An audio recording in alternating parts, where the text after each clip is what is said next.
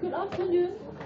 Welcome to the library seminar on ancient European maps. I'm Sintra, the Special Collections Librarian. I'm here to introduce to you the speaker today, Dr. Marco Caboara. Correct. Marco is an Italian. He is a scholar of Europe-China interactions and classical Chinese bamboo manuscripts. So in addition to Italian, Latin, English, French, and other European languages, he could also read and speak Chinese. So you can ask questions in Chinese or in any language. And since January, he has started a creation project of a library special collection. Well, what is this special collection? Take a look over there. Actually, the library houses a very special collection of Western maps of China. It has samples of almost all maps of China produced by European cartographers from 16th to 19th century, recording the long history of cross-cultural exchange between China and the West. Last year, we have all these 189 maps scanned in high resolution and put them online. We also start this creation project and ask Marco to provide more background information on these maps. So today, he is going to share his findings about these collections with you. Marco, please. Many thanks.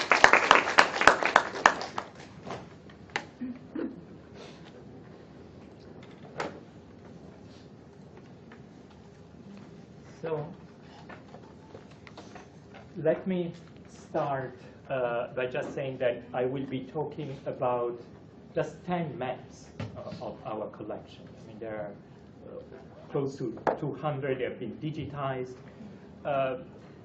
What I will be focusing in the second part of this talk is really looking at all of these maps, the ones that actually are at the back there. But first, I will give you some general information so you can understand what is special about this collection and also really where these maps come from, in which language they are, when they were produced. They come from Europe. Well, that's the focus of the collection. There are a few Chinese maps in the collection too. But I've been writing descriptions. Really, this is the basis of my talk today, my experience of these maps. Descriptions of the European ones. They come more or less from Western Europe. They come from Italy, 2 of them. Most of them from the Low Countries that include both Belgium and the Netherlands.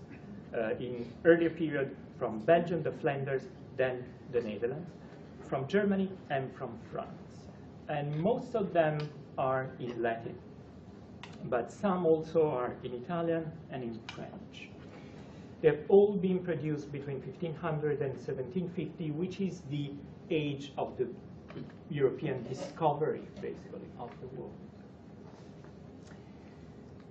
To give you an idea of what you can find in these maps and what you cannot find, I will really give you a very short sketch of the history of early Western cartography before 1500.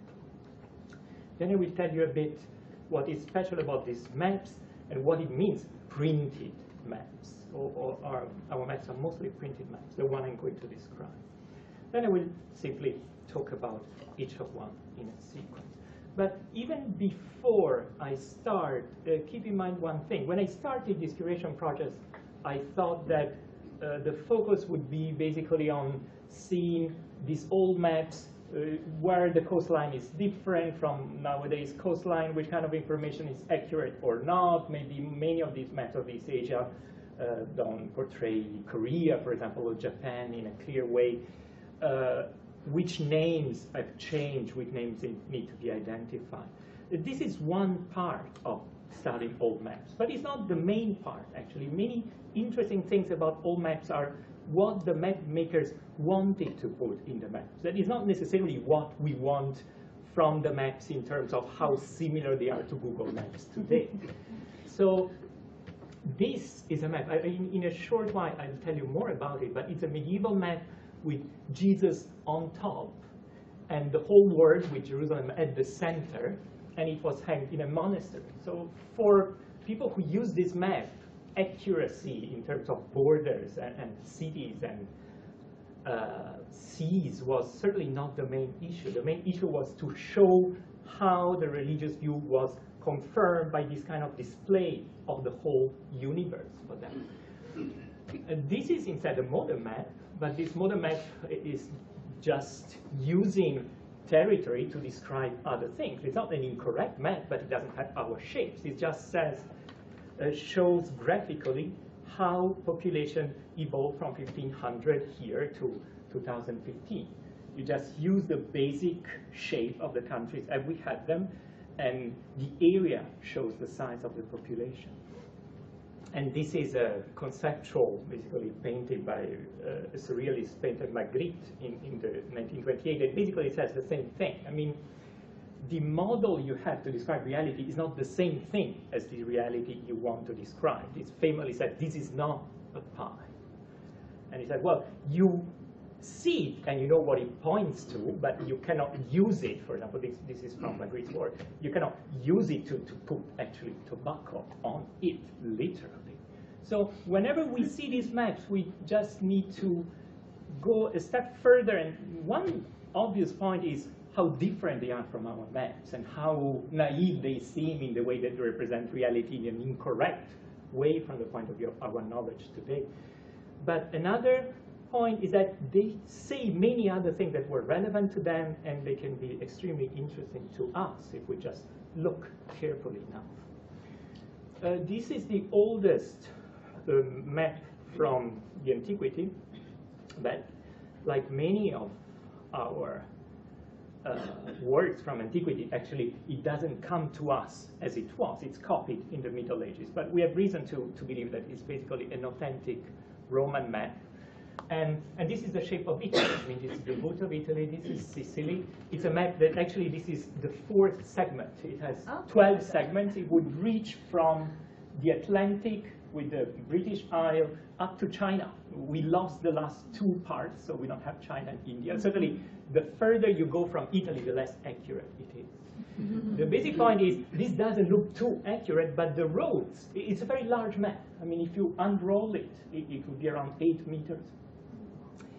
It also means it was not meant to be even hanged. It was just meant to be unrolled by very affluent people who could have it, and to have a look at strategic issues about the territory, about roads in Italy. And from this point of view, it was pretty accurate.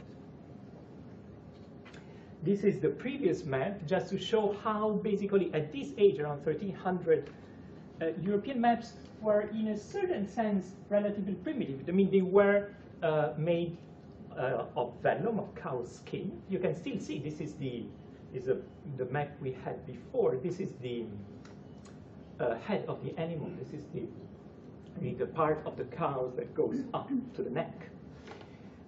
You can imagine you cannot have mass production of maps like this. And the kind of reality they encode is a very symbolic religious reality.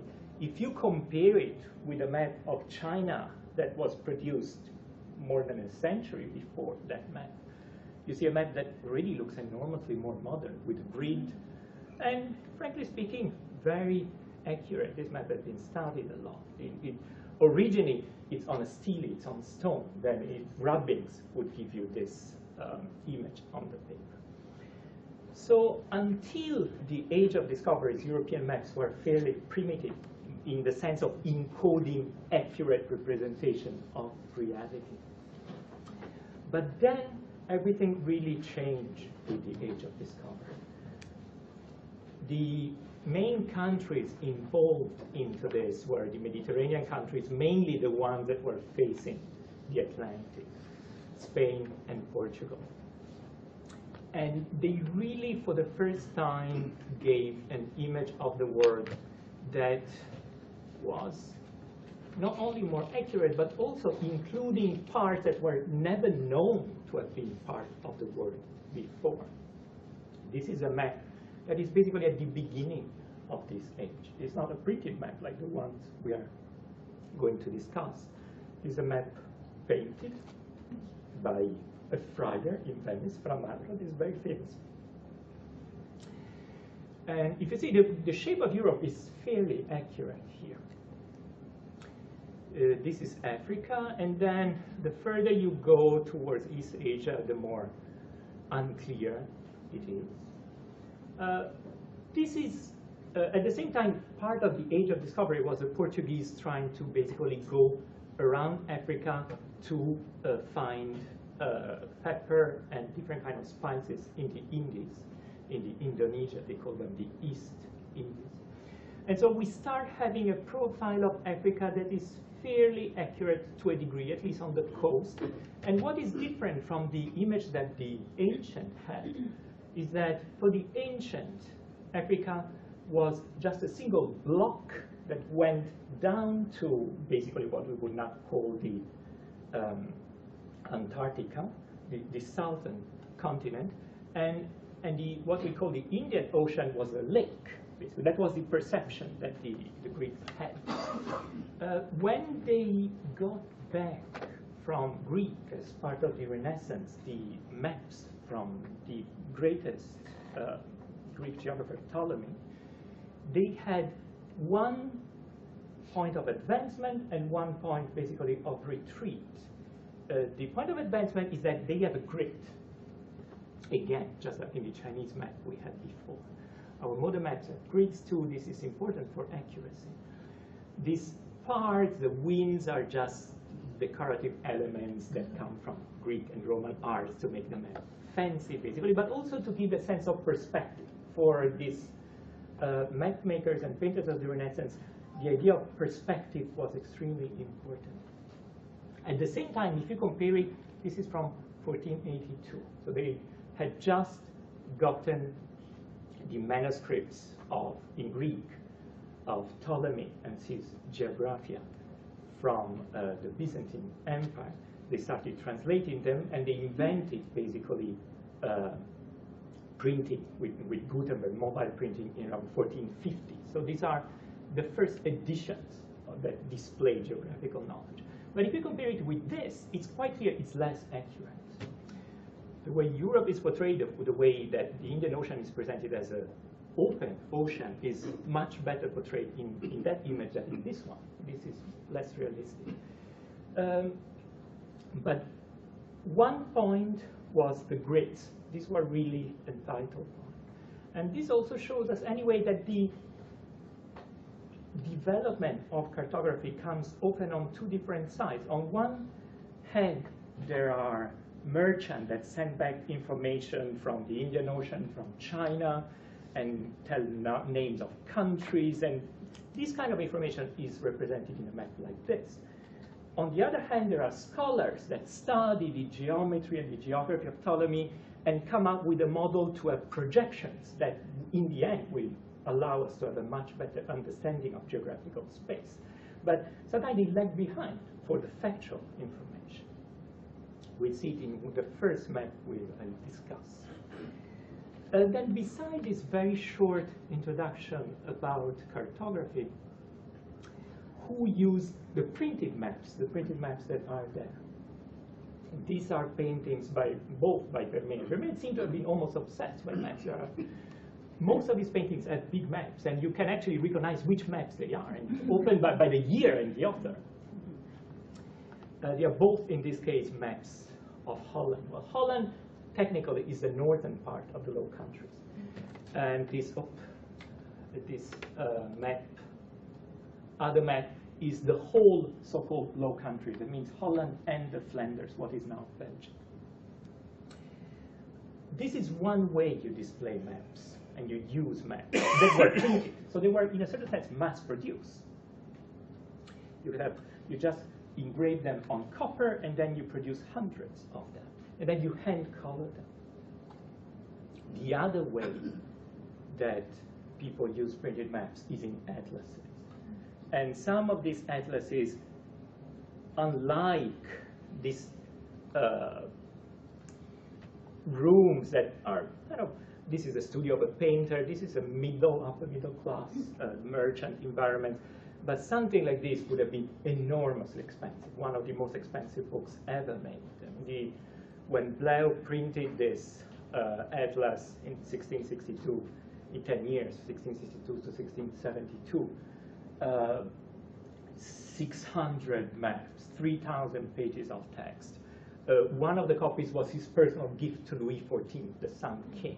It's something that expensive. It's really a gift for a king. In fact, when Matteo Ricci went to China and he wanted to show how advanced the West was to the emperor, he gave him as a gift another atlas, an atlas by Ortelius. That actually, we will have 2 maps from his atlas. They are really gifts for important people, and only extremely rich people could buy them. Who produced maps? Well, initially, Germany, the same center that produced the Bible, Gutenberg, Mainz, and Nuremberg. Then Venice, big center of printing, but quite soon, in the late 1500s, and for more than 100 years, the Netherlands. They were the country that really produced maps for all of Europe. Most of the map makers were not professional map makers that would only do maps. They would be engravers. They would also have printings with illustrations of the Bible, religious illustration, commercial illustration of any kind. They had the skill to do the engravings, and they would develop ties with people that would basically give them maps, with real cartographers, and then they would publish them, because it was a pretty capital-intensive industry. You couldn't just publish your own map occasionally. There were big publishing houses. Blaeu, that we showed, was probably the biggest publishing house in Europe at the time. The publishers, most of the time, originally were engravers. They acquired more capital in the process. And they would basically put together these maps, either to be hanged on walls or to be used as atlases. And unlike our modern atlases that mostly have images and maps and maps and maps, and just at the end they have an index, these ones were really maps with one side, the front side, a map. Most of the time the text was in Latin, the text in the map, I'll show. On the other side there was an illustrated text. You will see it in some of the Ortelius maps.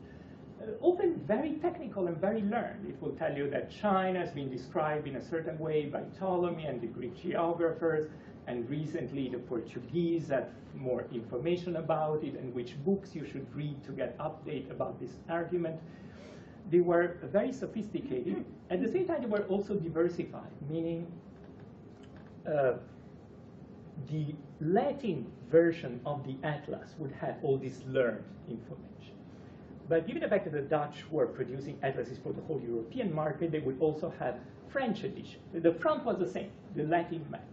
The back with the text would be a French text, a German text, a Dutch text. And for people who were not able to read Latin, that means they were not very cultivated, the text would be much more entertaining. You would tell the Dutch and the French that in China they did this strange thing. There was tea and women were dressed in a certain way. It's really 2 different levels. They wouldn't give a detailed bibliography and so on. At the same time, the front of the map itself, with its text in Latin, was always the same. Only the back was not. This is just to give a map about the country that actually produced the maps we have. So Flanders and the Netherlands, this part. Florence and Venice, the northern Italian states. Augsburg and Nuremberg, the central German states, and then France. These are the countries of origin of the maps we are looking. How did we actually get this map? I mean, how do you buy maps, basically? I mean, one thing in many European libraries, you just inherit basically private collection of people, of learned scholars that had different kind of maps in their collection. We bought them. Most of the time, as I show you, these two ways of having maps, either on the wall or as books, both were quite perishable. I mean, the ones on the wall really got worn out quite easily. They were exposed to the wind, to the sun. They were considered fancy items, but not really precious items at the time. They were just like posters today. I mean, more expensive, but just to be used and then discarded. For atlases, it was really common not to have this 11 volume. Only very rich people would have this enormous collection. So 11 volumes like Blair, or even 1 volume atlases by Ortelius. They would mostly actually take the sheets apart, and given the fact that there was the map on one side and the corresponding text on the back, they could be used that way. And that's how they are bought most of the time. They are not bought in most cases as complete books. And they never were in most cases. And even many atlases, we have the correspondence from Ortelius and from Blair. Clients were asking, oh, just give me the maps about Europe, and just maybe 1 or 2 about China and the East Indies. And he would have basically a special edition like we have now with electronic books. So the fact that the pages have been taken apart and acquired that way is not really like vandalizing these atlases, but it's actually the way that most of the time they have been circulated. And that's also the way that basically the antiquarian dealers provided them to us in Hong Kong. Now I am moving to the description of the maps, one by one. But at the same time, this is really meant to be a fairly informal presentation, so you can ask me anytime, even during the maps discussion, if you have a question about, in general, what I've been telling you until now. What I'm going to present you now is our earliest map by a German in Nuremberg, Schedel. You will, if you remember the map with the grid by Ptolemy, you will see it's quite similar to that. It's colored. The color always comes after the printing. It's done basically by at the demand of the client. Some of the maps are colored and some are not, and the colors might be different. Even though there was a kind of color schema given basically as by the map engraver. This map is quite special. It comes from a chronicle about universal history. So what it says here is that this is the second age of the world. It means from the flood of Noah to Moses. It's biblical history most of the time. It's made clear it's biblical history because there are the 3 sons of Noah, Sem, Japheth, Ham. They stand for the 3 continents, so Europe, Asia, Africa. And they stand in the right position for that. At the same time, these maps are really an interplay of images and text. There is text at the margin, there is text here. And also, from the previous page, there is a sequence of monsters, basically. Being this illustrated history of the world is going to tell you everything about every living being since the first ages of mankind. And often fanciful things that at the time probably people didn't even believe anymore, but they were very nice to represent, very entertaining. So this man with 6 limbs, 6 arms, this hairy woman, all these bizarre creatures with 3 faces, some kind of neck, kind of crane-like neck. This was a tradition, so-called, of the marvels of the East. There were many manuscripts, medieval manuscripts, that would tell you what you see mainly from India, supposedly. Alexander conquered the Persian Empire in antiquity, then went up to India, and he came back with strange stories, and most of these manuscripts were supposed to tell you about these strange stories. The other element that we have is basically a Ptolemaic projection. It has this idea that the Indian Ocean is closed. It has the blowing heads that tells you that basically this is a Roman neoclassical revisitation. It looks like sculpture from ancient times. And quite clearly, Europe is sort of okay, when the Mediterranean is okay. Then the further you go in the Indian Ocean, this is supposed to be Sri Lanka, then this is the Malayan Peninsula, and then you don't even know exactly what it is here. But the names are there. The names are names from the antiquity. Serica, the land of silk in Latin. This is China, the traditional land of China. The only thing that actually we know shows that the maps was written, was engraved around 1490, when the Portuguese had already explored this area, is that the coast of Africa goes down with the Gulf of Guinea as we know it does, and they just had discovered that it does. Before, they didn't have this kind of information. They still show the Indian Ocean as closed, but they start showing you that Africa is actually curving the way it actually does. And the map was made in Nuremberg. Nuremberg had contacts both with Venice. It was a center to sell spices from the east to Germany, all Northern Europe. Contact both with Venice and with Lisbon. So they got this information from the Portuguese.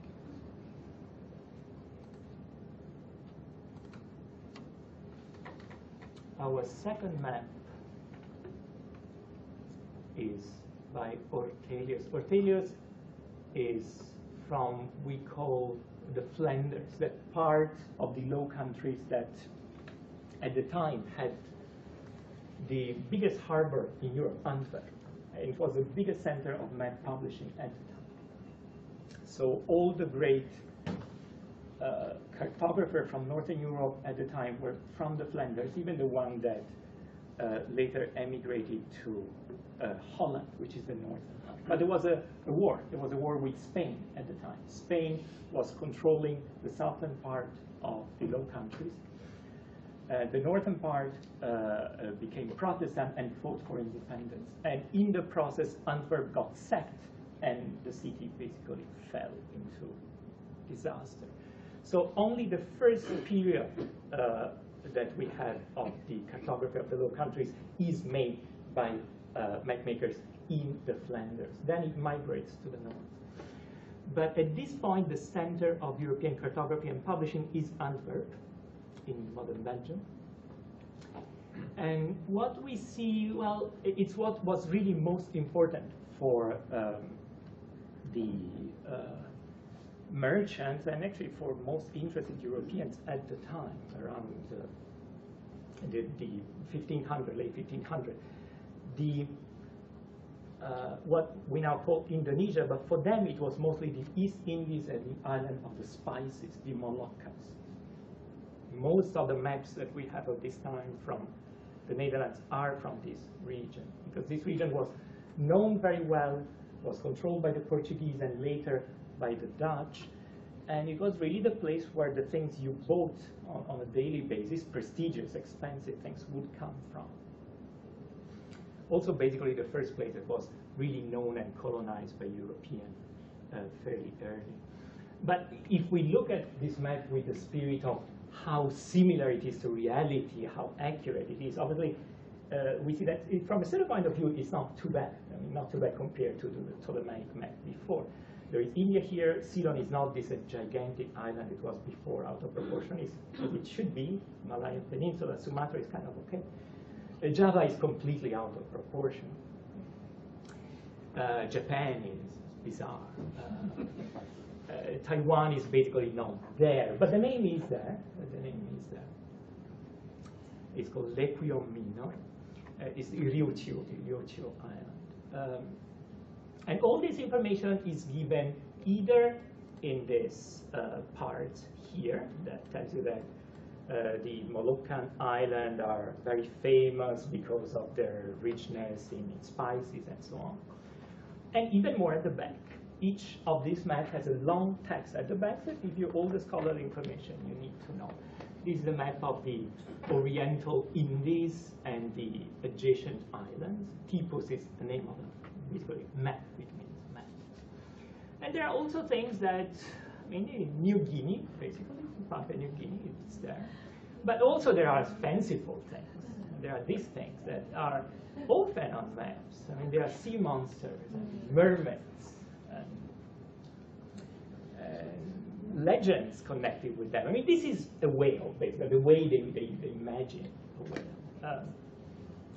It was considered a sea monster. It was not considered something that any different from a mermaid, even though we know from our point of view a whale is a realistic animal, even though enormous and mermaids simply don't exist. From their point of view, it's the same. I mean, it's both decorative, both showing this surprising, mysterious thing that perhaps you have, perhaps you don't have in the ocean. The mermaids supposedly looking in the mirror can reproduce, and have children. It's a kind of Amazon kingdom of women, it's kind of vision. So there's supposed to be an island of women where it's all about mermaids reproducing through mirrors. And then there is this big whale that obviously is dangerous, so it's even overthrowing a ship. And then this other monster, we don't know exactly what it is. But we actually know, if we look around maps, that exactly the same monster, the same model came from a map of the Northern Sea by a Swede, Olaus Magnus, in 1840. So basically, these images were copied. I mean, the whales and all the danger of the sea were represented in an imaginative way by some map maker, and then any other map maker that wanted to fill basically a void space in a map would just take them over, change them a bit, make them more colorful. We know it's very easy to really trace where this element come from, exactly from which map they come from.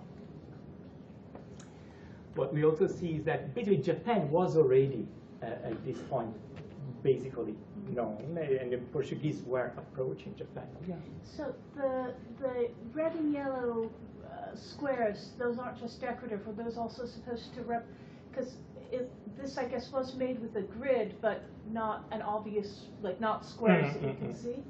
Yeah, they were, Ortelius was working in Antwerp. At the same time, also in Antwerp was Mercator. Mercator is the author of the Mercatorian projection that is the standard projection we use even now.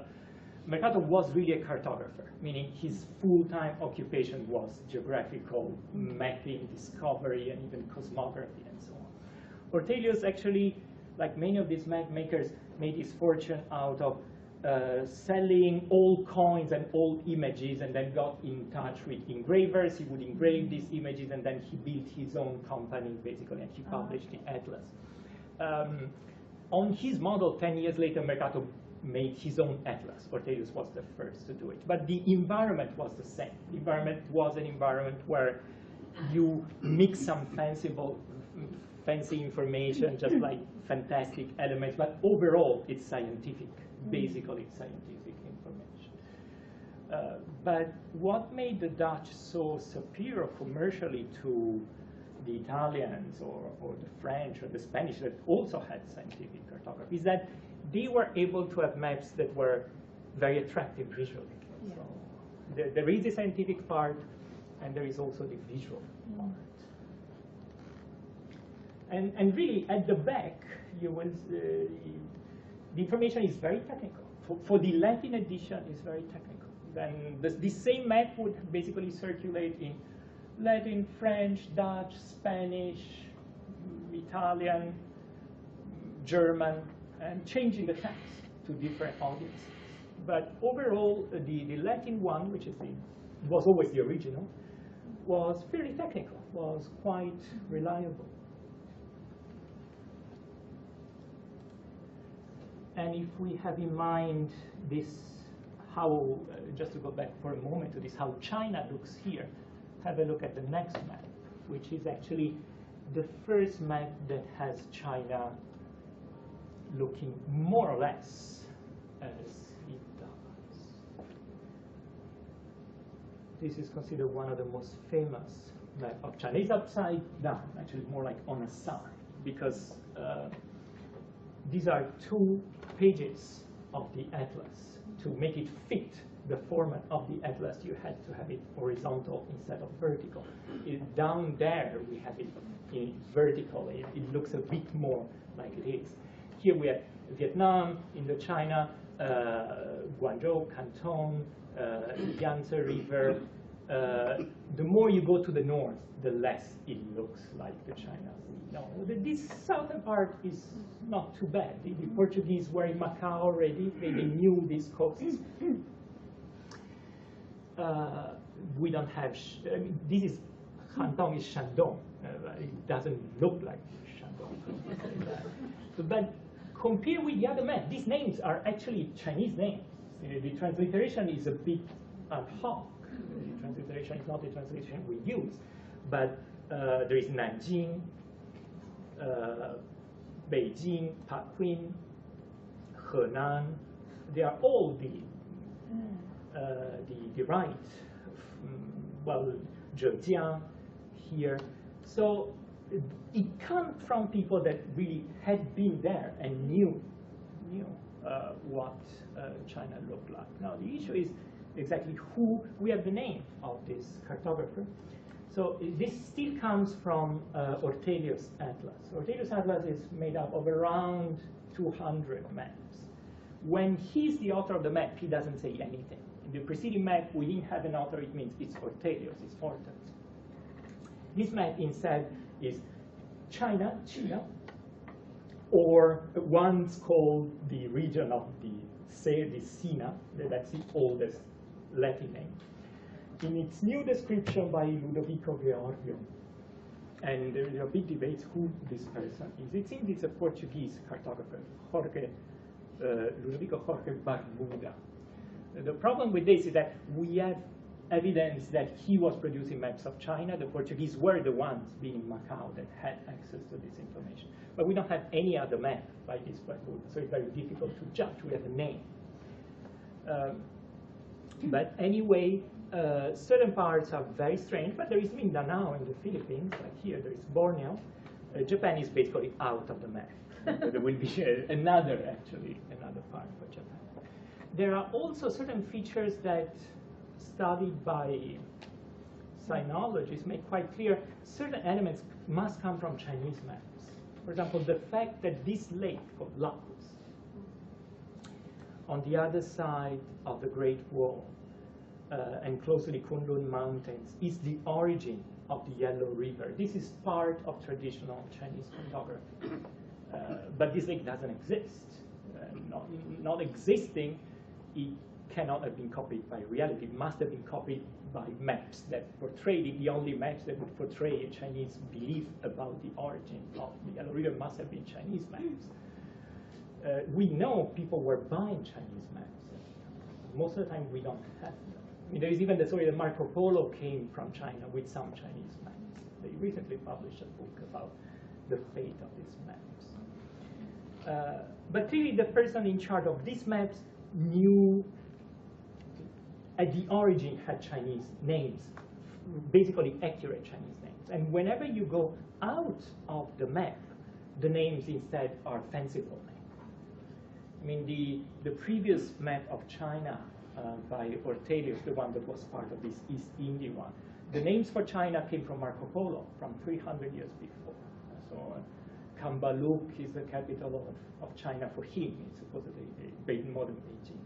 And then Kinsai is Hangzhou, the capital of the Southern Dynasty. They are all names that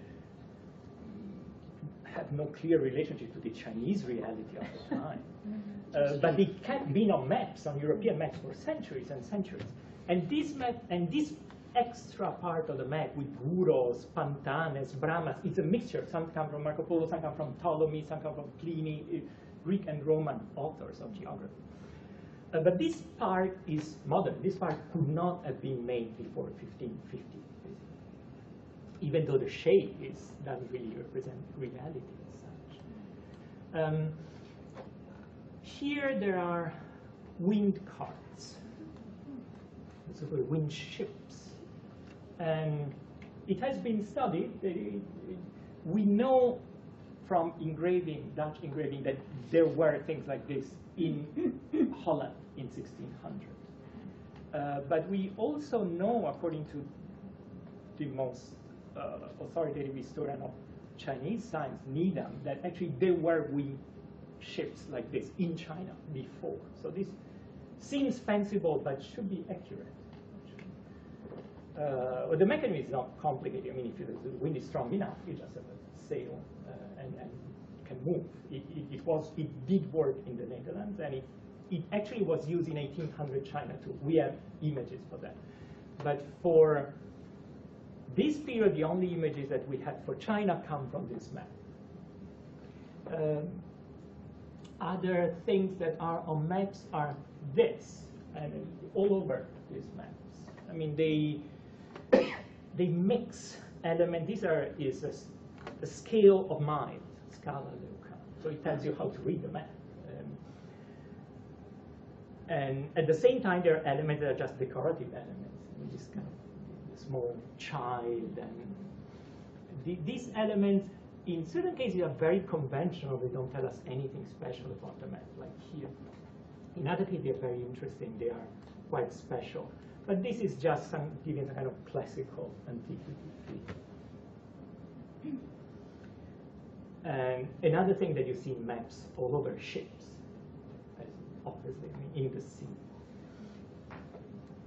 And sometimes strange animals, I mean, owls, and again, a monster. Oh, wow.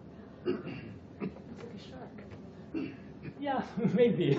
or a really fierce crocodile. There are studies of these monsters. And are the ships accurate, or are they more fanciful, or do we not know? I really not investigated this, but from what I can tell, the ships should be fairly accurate. In some cases, it would be more clear, especially in some of the maps I'm going to show you, there will be both Western ships and Chinese ships. Even the junks, the Chinese ships look okay. They look fine. But basically, I mean, merchants, mariners traveling in this region would have sketches, and they would send them back, and they would be engraved. This map by the Blauw, most of the time the Dutch, this is Blauw, the same Blauw of the Atlas Maya, the 11-volume gigantic expensive atlas I showed you before. But it's the father. Most of the time these Dutch companies were family companies, at least 3 generations. The father would be the engraver that would basically collect enough maps and have personal contact and start the family company. Then in the second generation, it would become a big commercial enterprise. But most of the time, they would keep recycling the maps. For example, this map is originally from the father, 1616, republished in 1664. The problem that led eventually to the Dutch losing this complete domination on map publishing is that they kept republishing the same maps all the time. They were very expensive. I mean, they had these engraved copper sheets that would be used over and over again, and it was an enormous capital investment. They had 300 or 400 of them. They would make a few changes in a few of them, but basically they would keep reprinting the same things decades and decades after the other. And basically at the beginning of the 1700s, they really ran out of steam, and they were out of touch with the time, and it shifted to France eventually, the center of Dutch publishing. But in most cases, the names are always the same, generation after generation. The Blauw, the Witt, the Fischer, Jansson, these maps.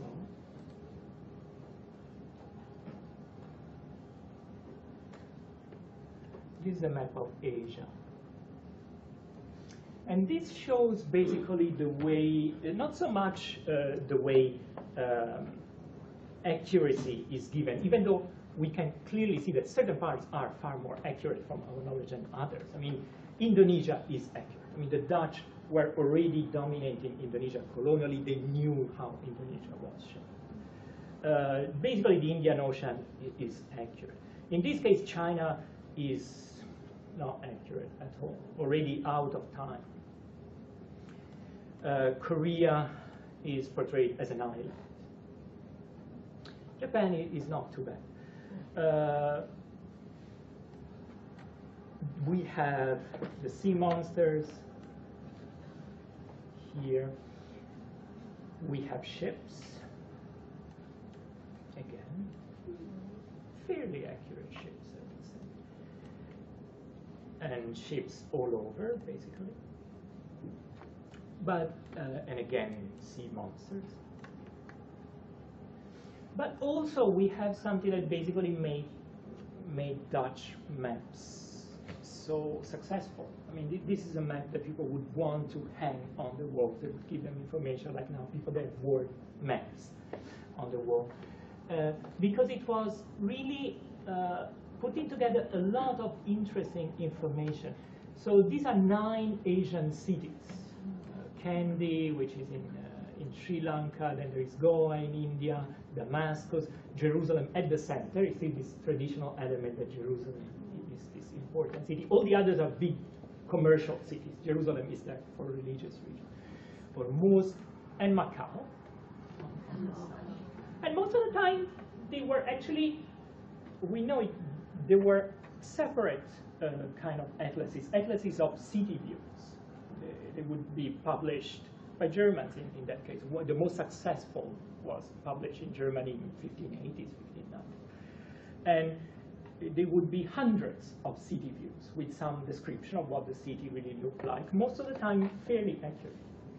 And the Dutch were able basically to pull together this kind of information, so they give you, as part of the map, also city views that basically were fairly reliable city maps, but also other elements that also were published at the time in Europe for knowing the outside world, and costumes, how people dress. So in Syria, the Arabic, Armenians, and then people in Sumatra. And these are not too bad. When you get to the Chinese, then these are the Chinese. These are how supposedly Chinese were dressing. This kind of style gets known as chinoiserie later, when the French dominate. Because it's not China, it's a fiction of China that in Europe was considered accurate, but it's not that accurate. But obviously there is also a scale of values in portraying people. I mean, people in Java are half naked, basically considered more or less as savages. The Chinese are properly dressed with expensive clothes and silks. That's important. Even in other maps, we'll see it. Then the Tartarians, I mean, which basically means Mongols. I mean, they're very bizarre image of how Mongols would look like. But at the same time, you also see that Muscovites, Russians, I mean, they were considered exotic. They were more Asiatic than Europeans at the time. They are the only people that we consider European now that are on this map. Marco, Mm-hmm. question. Earlier you said these maps were mostly printed and then hand-colored. So, for example, use this as an example. Which part is hand-colored? For example, All the color.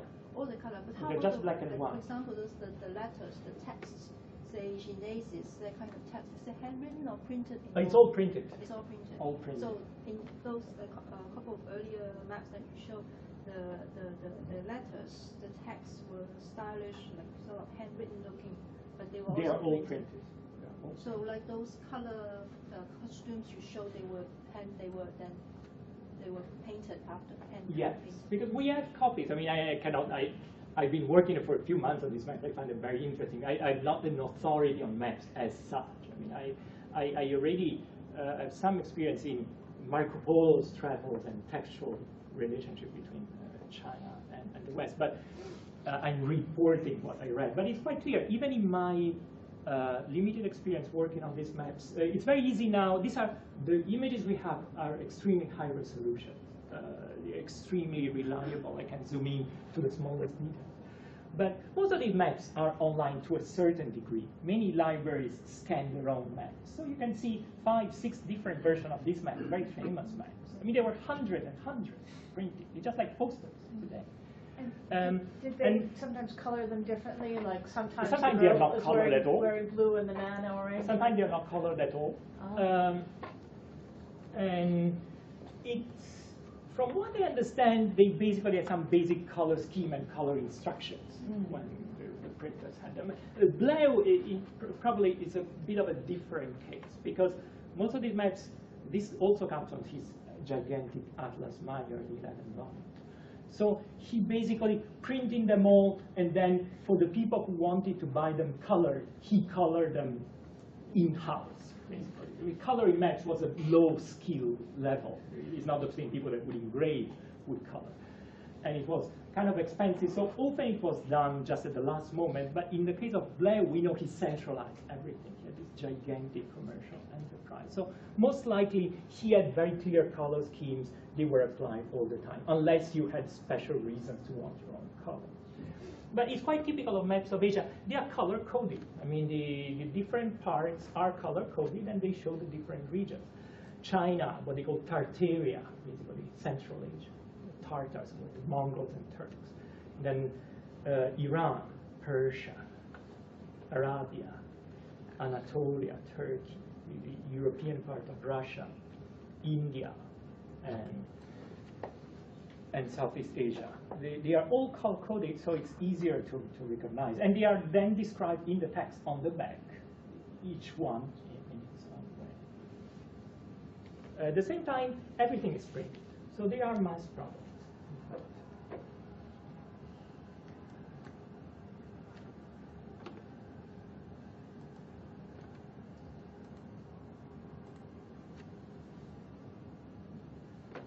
With this map, we come to a kind of different, really, concept representation in terms of accuracy for China. Now, the previous maps come from Blaeu's Atlas. This map also comes from Blaeu's Atlas, but it's a special book in the Atlas. It was all drawn and written for the description by an Italian missionary called Martino Martini. So Martino Martini was a Jesuit missionary. At the time, the Jesuits were trying to convert China to Christianity from 1600 to 1700. At the middle of this time, around 1650, they sent this Italian missionary to China. He learned Chinese extremely well, stayed in China around 10 years. Then he was called back to Rome to basically report to the center of the Jesuit society how the mission was going, what they should do, have more funds. He had with him a lot of Chinese maps, we know. He tells us, and it's clear also from the maps. So he basically had with him whole atlases, because in China in 15 and 1600, there were atlases of China, though, not of the world, but fairly accurate atlases of China province by province.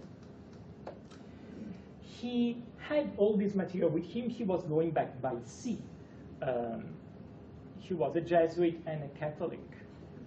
And the Jesuits were under the protection basically of Spain and Portugal. That was at war with the Netherlands. There was this big war, in fact, that basically broke half of the Netherlands and ruined Antwerp and so on. The war was going on.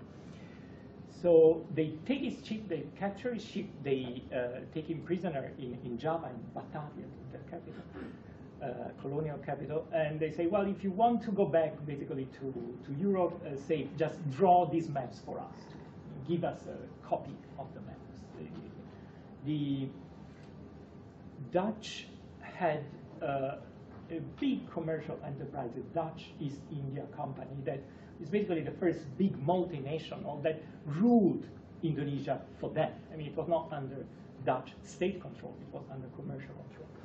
So they had this commercial outlook at how things should be dealt with. And for them, it didn't matter that he was a Jesuit or he was an enemy, but they paid him. They paid him to produce this atlas. But at the same time, they forced him to produce it. Right? He was happy with that, basically. So happy that not only he made one map for them, but went to Amsterdam with their ship and then got in contact with Blaeu, the greatest map publisher of the time, and he published a whole volume of maps for them. Which gives this strange thing that this map of China is really fairly accurate now. I mean, it's really a map of China that remain, obviously, for certain parts like Korea, is still substandard, but it comes from Chinese maps. This fact, the Chinese were not particularly good in mapping this part. Everything comes from Chinese sources, in fact. He transliterates. He does it in a much better way than before. I mean, this is Fujian, and they are all. Still, they use this X for Shandong, but it's the symbol. I mean, it's a standardized way to Henan.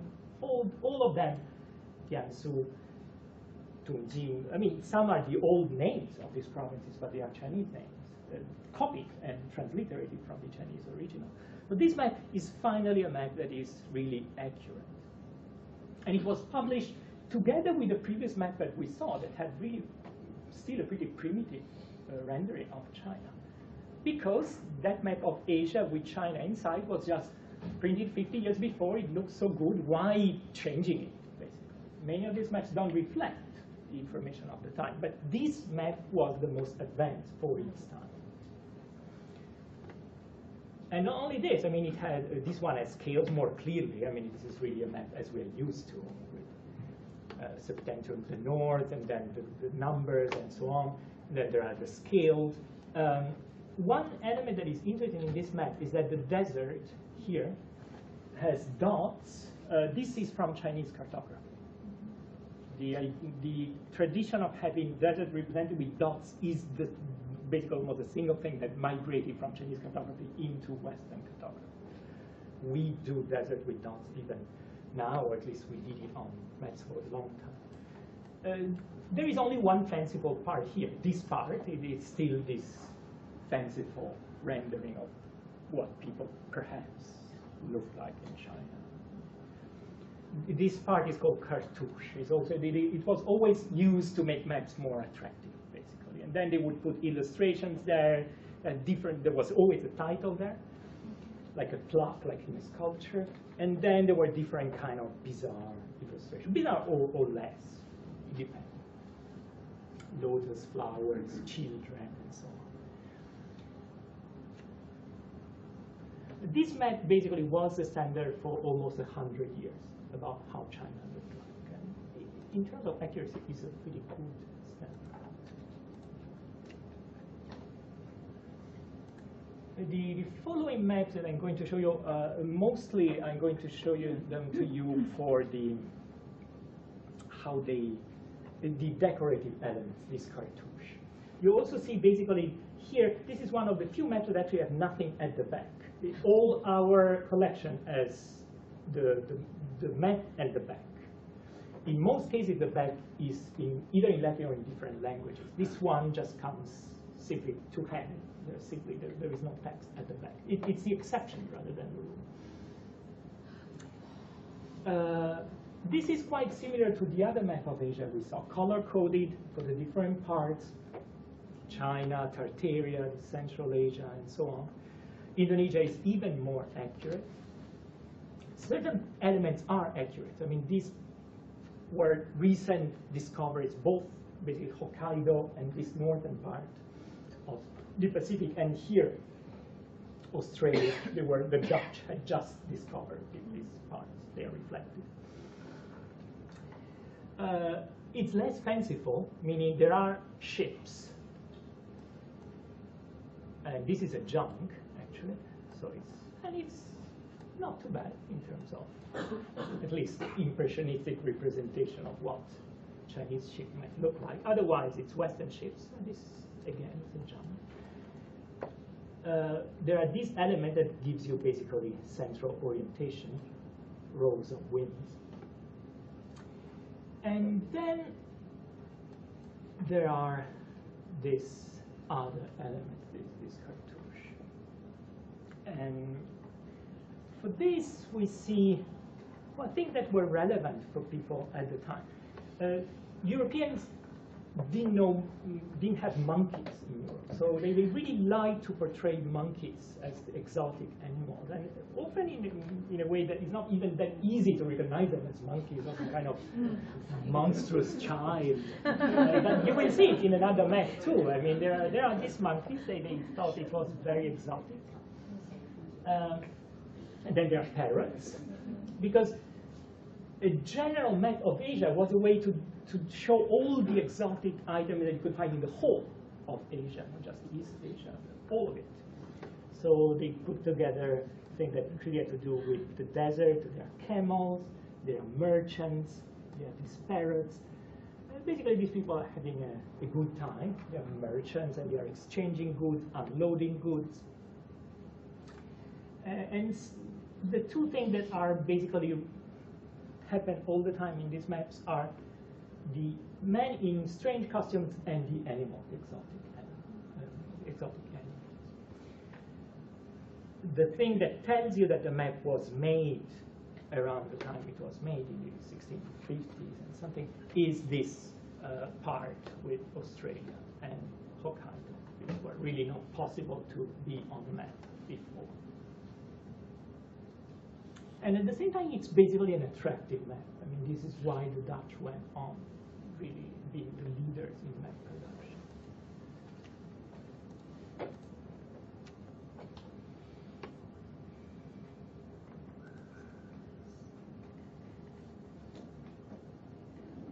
This is again the East Indies. We have seen many of these maps. Because for the Dutch and for most Europeans, these East Indies where spices came from were really the interesting part of Asia. And especially for the Dutch, and it was their colonial empire. So here again, we have these images, and these images is even more complex and quite interesting. I mean, here again, there are supposedly monkeys. Yeah, I mean, truly bizarre, but they have to be. This is a dodo bird. So it's a bird that actually was extinct already at the time this was drawn. I mean, the Dutch found these birds in the Indian Ocean, and soon they just hunted them to extinction in a few decades. But they preserved images of them, and I think also stuffed animals, and they like to reproduce it in the map. Another thing that is always in these maps to show how it's partly a practical issue that you know the scale, you know how to read the distances, but it's also to show that the map is reliable. This element, this mathematical element with numbers that basically tells you that yes, you can really calculate distances with this map, even though nobody would have this map on ships to try to actually use them and to sail. I mean, they were very different things. We know that Blaeu, the map maker, was also the official cartographer of the Dutch East India Company. So he would look at all the maps that were sent by the ships. I mean, the ships had to draw they had very clear instruction to draw the new coast that were exploring with a lot of details. They would have one copy that had to be sent to the headquarters in Amsterdam. And Blaeu, his official mission was to draw composite maps on the basis of this, extremely reliable, but they were secret, they were commercial secrets. It's quite clear that Blaeu never used any of this information for his own maps. So the two things, in fact, most of the maps are very inaccurate, really very inaccurate for the coast of China or the coast of Indonesia, because it would be breaching copyright, would be breaching copyright. So they were really separate. The commercial part and the technical part were separate. And are the special secret, trade secret maps, are those available from like the Dutch National Archives or whoever inherited the Dutch East India Company's I'm stuff? quite sure there are, even though I didn't go into that. But I mean, the Dutch are the ones that are the masters of historical cartography. They have these huge atlases of Atlantis Nederlandici, this huge old edition in the 66 volume, new edition now 12 or something. They're as expensive as Blaeu, basically. They're mind-bogglingly expensive. Because they really produce, I think, I don't know, something like 80% of commercial mapping at the time, and probably as much in state secret, I mean, commercial secret atlases. Even though I know less about this, because this is not what I've been dealing with. And it would also require a lot of technical knowledge. These maps are basically enjoyable for the eye with some historical knowledge and some knowledge about iconography, how images are displayed. This other maps would be very technical. The elements here are quite clear. It's all about Asia. It's supposed to put all Asia together. This is supposed to be a Chinese woman dressed in silk. And some kind of probably Buddha statue. A fan. And then here there are precious clothes, porcelain, a bonsai, another statue of Buddha, lacquer box, presumably, sacrificial bowl, probably with rice, more clothes. This is China at the top, which actually shows what Europeans in 1600 thought. I mean, the Chinese are almost as developed as Europeans, number two, basically, considered almost equal. In the European system, it was quite clear. They had treaties on international relationship, and Chinese and Japanese were almost, okay, were civilized. Not Christian, so couldn't be trusted. Not as developed, but it's okay. They were fine. The others are more or less savages. It's shown like that. There are two women here, basically African women, Arabic, African. They didn't have a very clear distinction. They are half naked, so they are not civilized. It's part of the code. There is, I wouldn't say pornography, but I mean there is certain display of these naked women as kind of sensual element. Anyway, they instead of having a fan and silk, they just have their hands full of these probably kind of jewels and pearls. They are the exotic animals. They are the Arabic merchant, some African hunter, some kind of exotic trees, the dodo bird. The two women are basically symmetrical in the way. What's the thing next to the box of jewels? The sort of round things that look like a cake or like a film canister? I don't know. I think it's coconut. Oh. Coconut. No, on the left side. Here? No. Yeah. Here? Yeah. I think it should be probably kind of cushion where you sit. Right? In the end, it's a cushion. Okay, I now you say it's a cushion. Yeah, I see. You're sitting on a cushion. But sometimes you need to have your own judgment. I mean, the description. It's a film can. Yeah, it looks like a film can, but the map is authentic and there are no Martians. And then there is also some elements are a mixture between realistic representation and some kind of allegory. For example, fish stands for abundance. So it just this idea of prosperity and commerce. Basically, that's it for this map.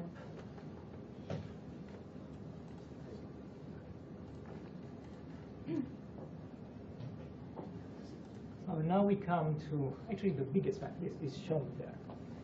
This is in Italian. Actually, until now, all the maps we have seen were in the main text was in Latin on the front. Maybe on the back, it depends. It could be in many languages. On the front, the text was basically always in Latin, the universal language for cultivated people in Europe. But the Italians were one of the few countries that actually basically could use their own language, and it was assumed that educated people would know Italian after the Renaissance. So these were still international maps, but they are printed relatively late by Coronelli around 1700. This geographer was active in Venice. That has always been a big center for commerce, a big center for printing, and he produced his own gigantic 12-volume atlas that he called Isolario, Book of Islands. So he presented every country in the world. It was a Mediterranean tradition. The Mediterraneans were used to have Book of Islands. They would call them Isolario, for they would describe Greece and Turkey that way. It was a catalog of all the big islands in the Mediterranean. And then, as a commercial way to get atlases different from the Dutch with a kind of different concept, he said that basically in the preface of Coronelli, said that basically, after all, even the 4 continents are islands in their own way. So I'm presenting everything in this Mediterranean nationalistic almost tradition as a Book of Islands. Coronelli was a religious, was a friar, and he became, even the head of the Franciscan order in Rome. So a pretty high up position, but it's quite clear his only passion was cartography, and he was even sacked as head of the Franciscan order after 2 or 3 years because he was not doing his job.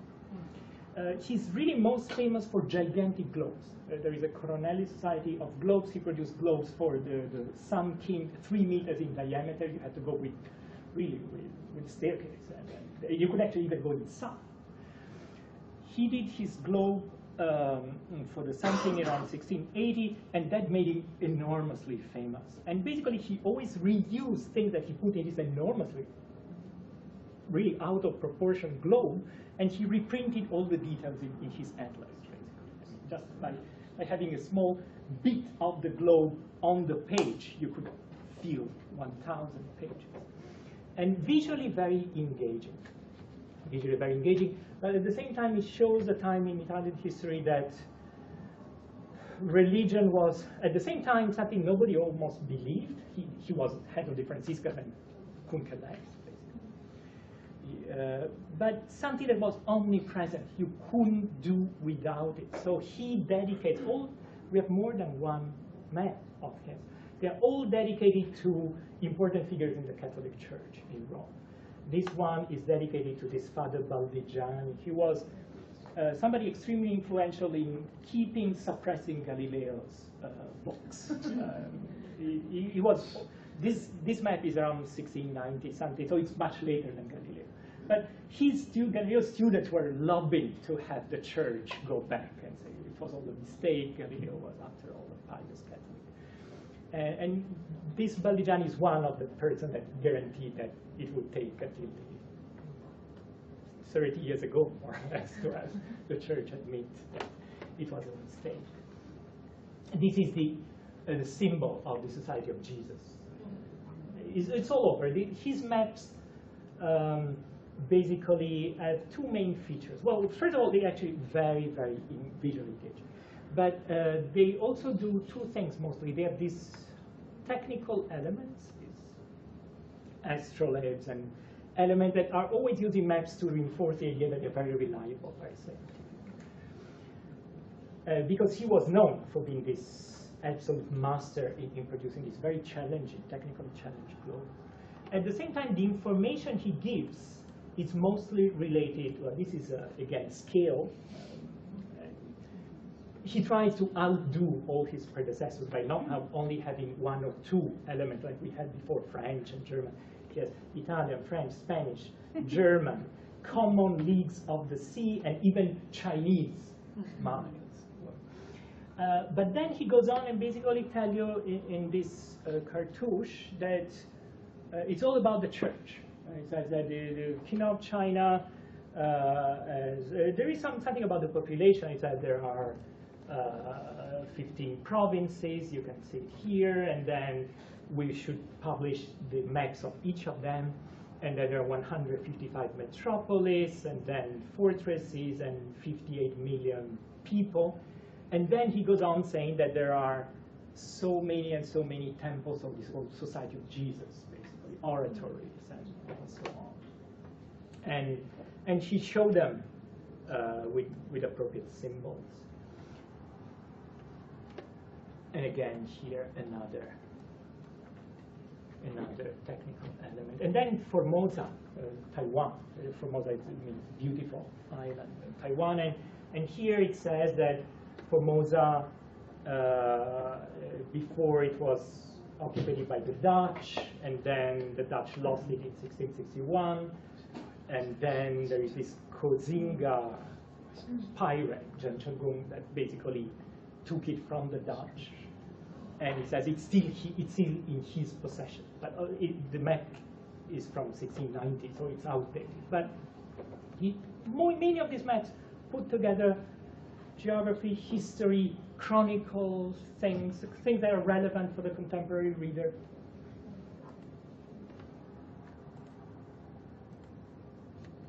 We are close to the end. We have 2 minutes. This is a very famous map.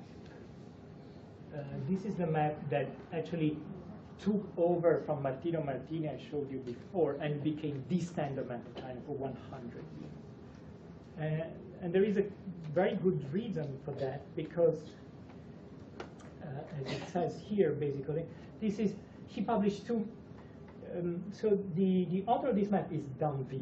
He was a French geographer, very famous French geographer, but he never went to China. Most of these map makers were not the one that collected the data. The Jesuits, at this point, French Jesuits, because here we are at the beginning of 1700, France is a culturally dominant power in Europe and in China too. I mean, all the Jesuits now are not under Portuguese or Spanish or Italians.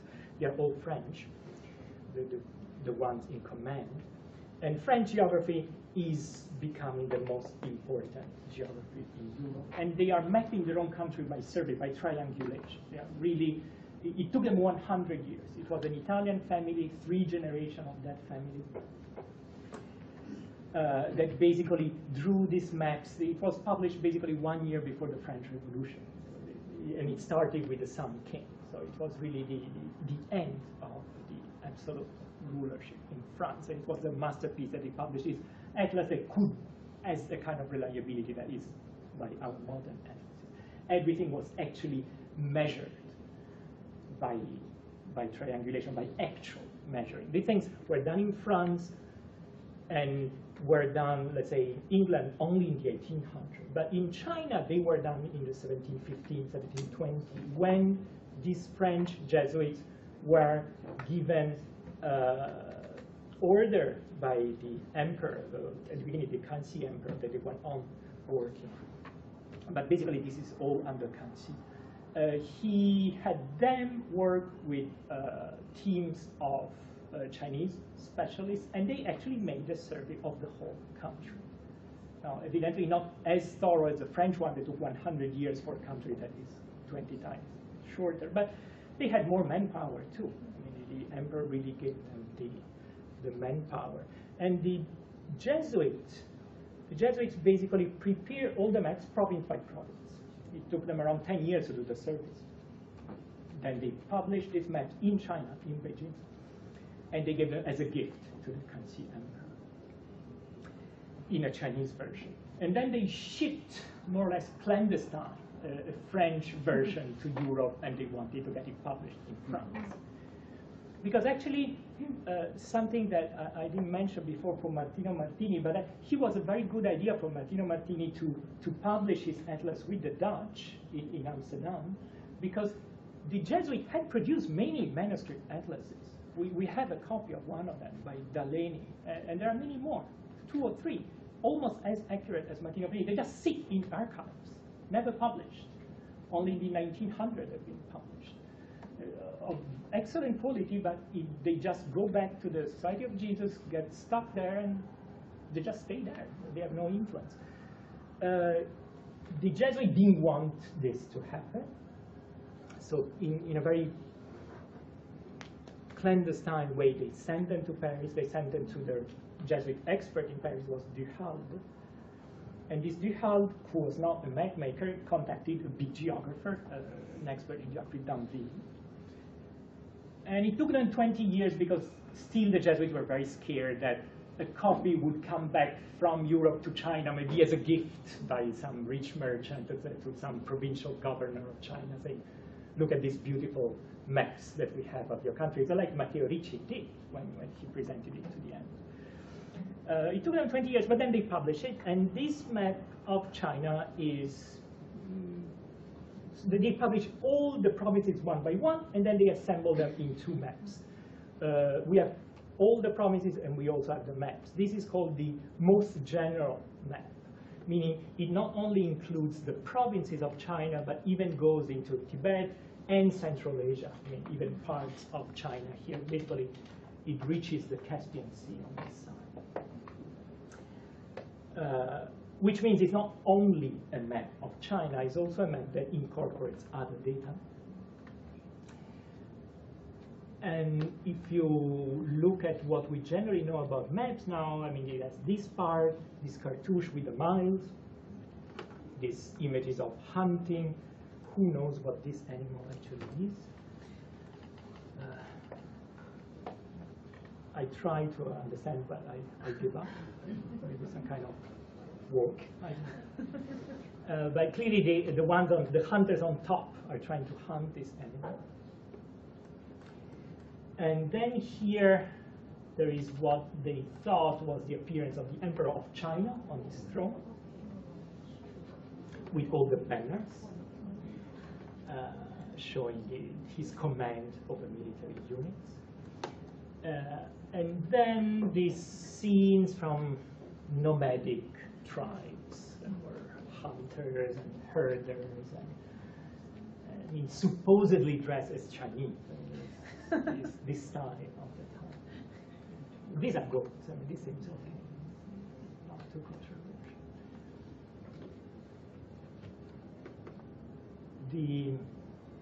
This map really remained as the standard for almost 100 years. And it was really accurate. I mean, it was much more. And this is really, when you talk about accuracy, the first map we had that was fairly accurate of China is Ortelius. It has Chinese names. The shape is better than other maps, but it's derivative, and many features are really completely unreliable. Then the second map that is actually accurate of China is Martino Martini. He copied Chinese atlases. He made some of his own measures. He says so. But mainly he copied Chinese atlases. They gave him a good degree of accuracy, but he was basically reproducing somebody else's information. This map was based on surveys. It's our modern way of producing reliable maps. It was the most reliable map. It has this Chinese edition and this French edition. And it was really stayed for long as the most authoritative. And it was also immediately pirated. I mean, meaning they published it in France. It was not as published as an atlas. It was published as a huge, they were foldable sheets into a huge 4-volume general description of the Empire of China, enormously expensive. And the Dutch immediately republished it by 1735. In 1736, the Dutch published the 4 volumes in Paris, like at 1/3 of the price, but without the maps, because the maps were difficult to copy. And 1 year after that, they just put all the maps together into an atlas, and they just sold the atlas, because many people were more interested in the maps than in the gigantic 4 books about the culture of China.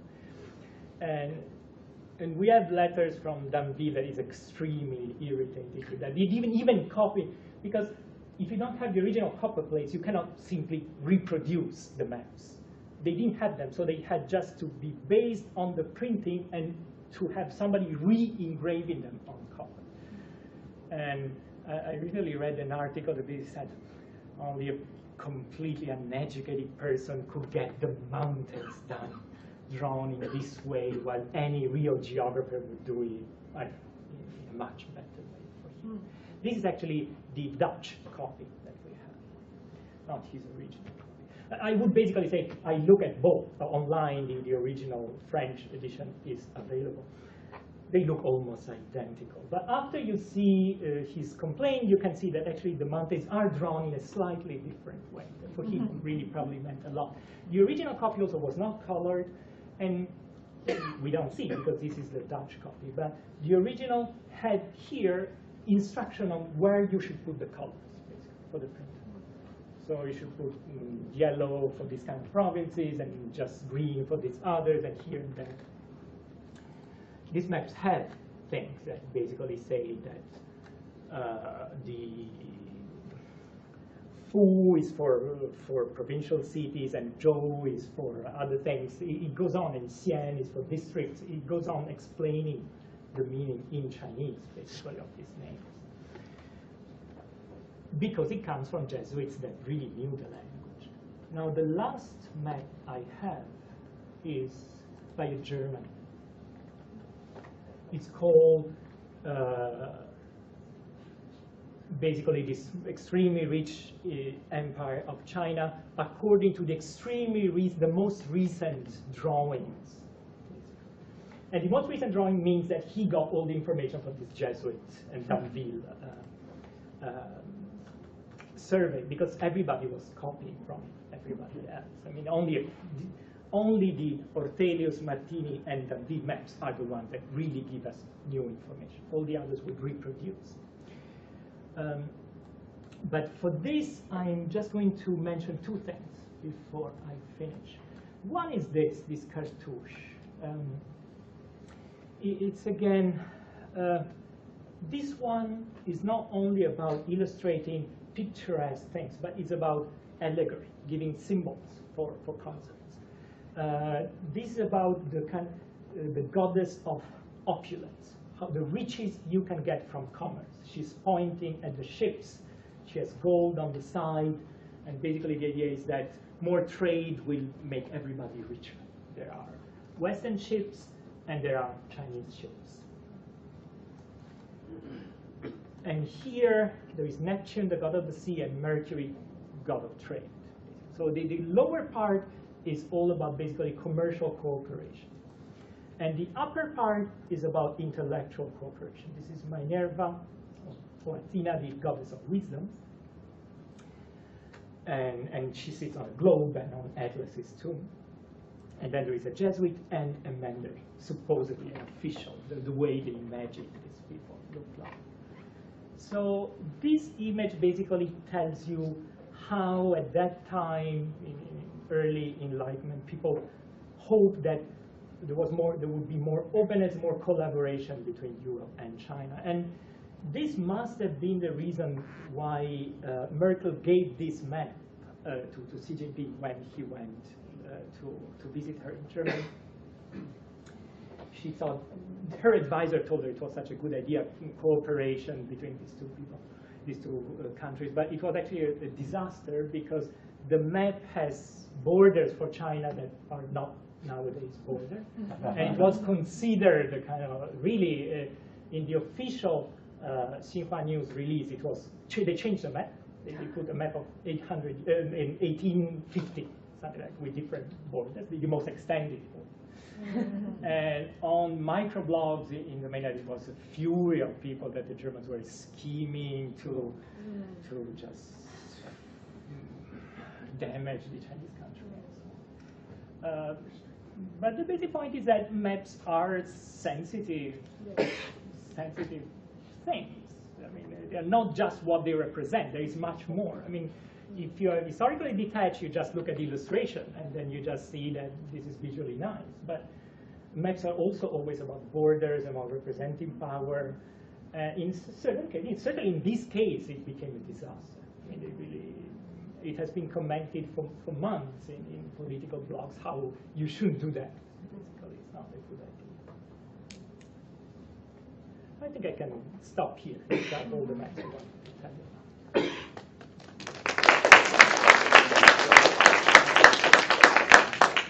Thank you so much, Marco. I'm sorry, we are running out of time. Maybe any question from the audience? Maybe just one question? No, I didn't realize. They should have stopped me. I took up so much more than I was supposed to. Any questions? I'm just curious, why didn't the Portuguese dominate map making while they knew they had all the first-hand source?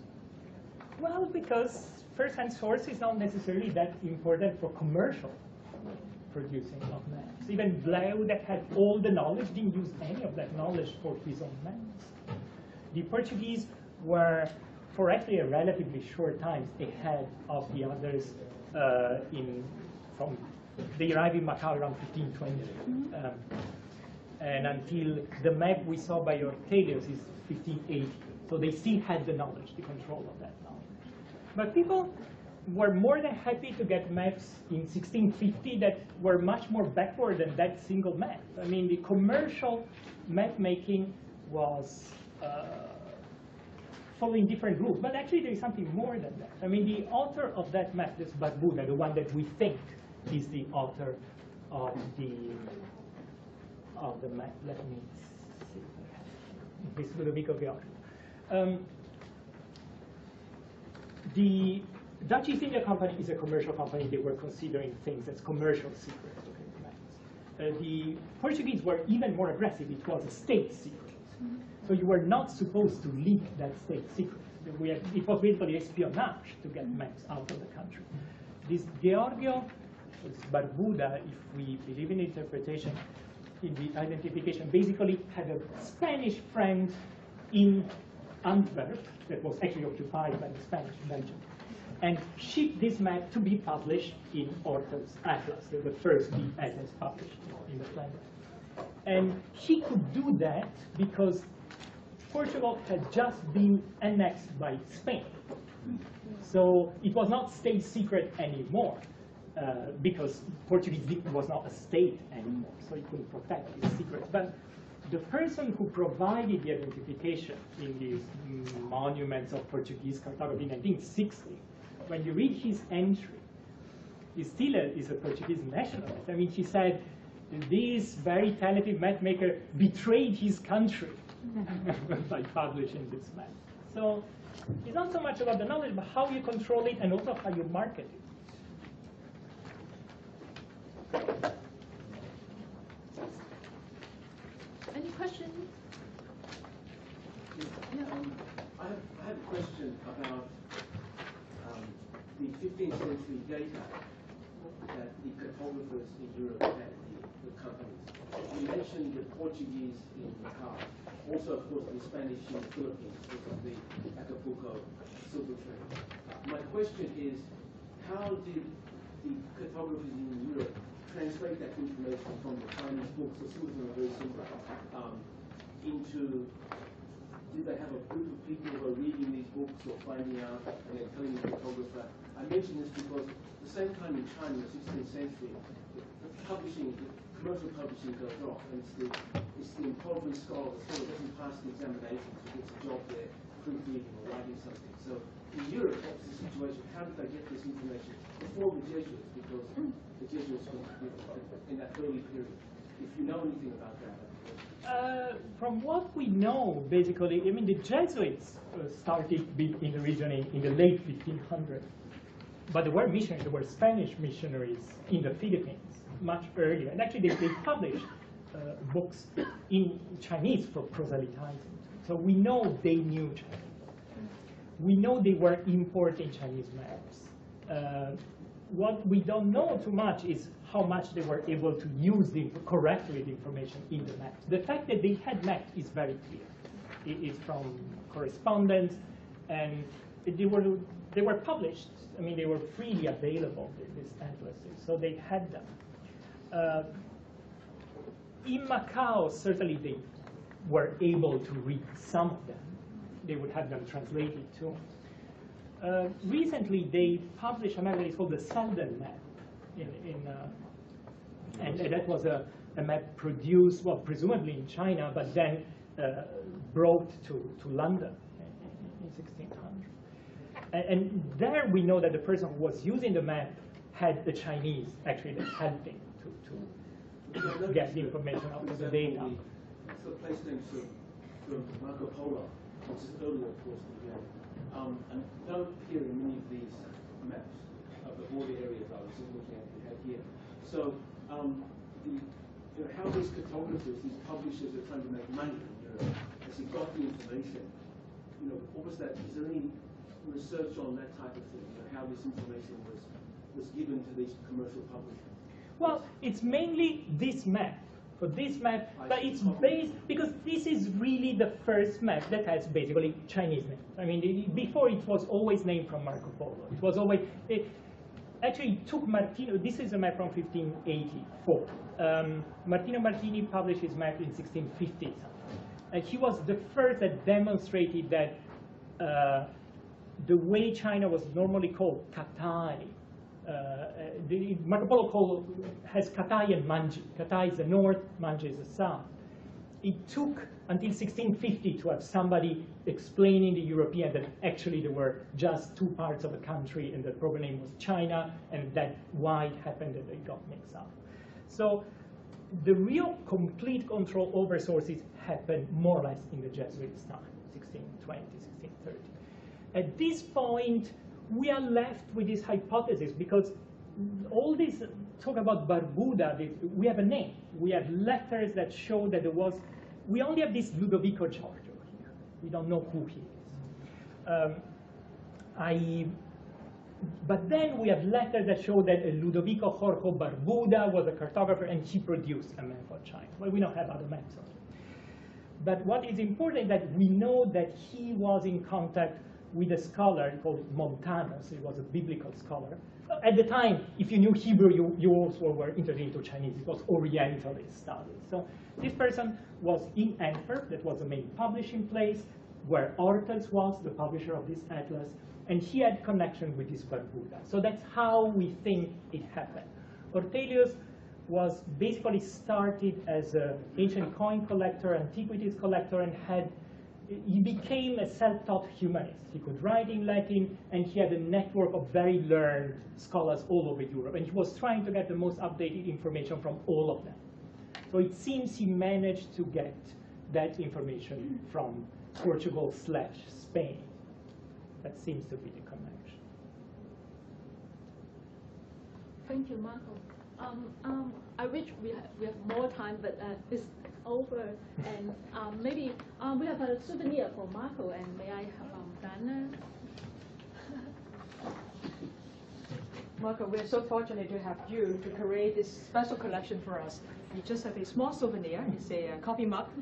As an Italian. you need the coffee, when you do the creation. Thank you. Thanks a lot.